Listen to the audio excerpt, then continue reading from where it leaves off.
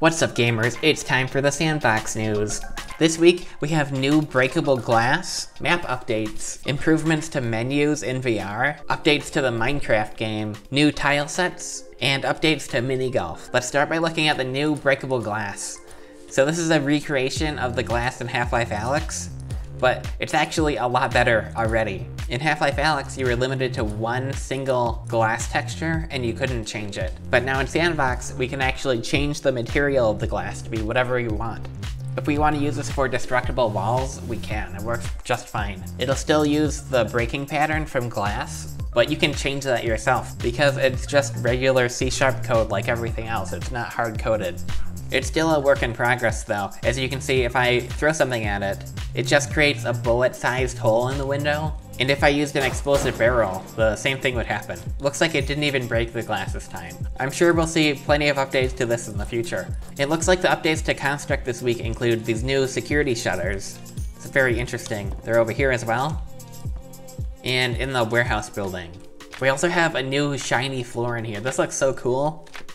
It's actually just a cube map, it's not real-time reflection. You can actually see it's glitching out right here, it doesn't look right. Flatgrass was also updated. We have a new interior to this building. It has the same cool looking floor, and I think that's it. Maybe this brick material was changed too. We have updates to the menus in VR. Now this isn't restricted to VR, but the main use case is going to be VR. Here we can see the world panels now have support for essentially 2 cursors at once. I haven't looked at the code for this, but I imagine it was set up to accept only one input for the mouse cursor, but that wouldn't work in VR when you have 2 hands. These world panels can also be curved now. There's more updates to the Minecraft game, Sandbox, but it doesn't work. Here we have new tile sets for when you're making a map. We have tile sets for most of the fences and this developer ladder. So if you don't know, a tile set lets you easily create things out of pre-made tiles. Instead of having to put down a bunch of models manually, you can just use a tile mesh and it'll automatically create what you're looking for. So I can make this ladder any size I want and it works pretty well. I can even right-click one of these edges and change the property. I can change the style of it. With these fences, I can change the support types. It's very interesting, very cool. Oh wow! Minigolf has been updated, and this map looks so nice. Wow, I'm very impressed. This looks so good. This is cool. I'm not going to play Minigolf right now, but wow. These holes are really good looking. It's very impressive. I wonder if they added collisions to this tree. Nope, not yet. Out of bounds. I continued working on my Metro map. Here we can see I just started doing a very basic art pass. This is for shooter game modes.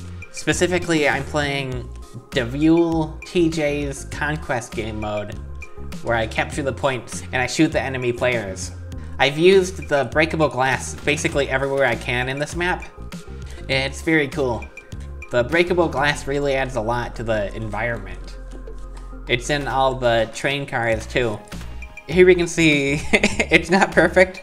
It's still work in progress. There is a floating piece of glass there. It's very interesting. We can see this map has a lot of detail right here. If debris on fire. It's just a burning piece of... It's burning rocks. That's crazy. It's still very early work in progress.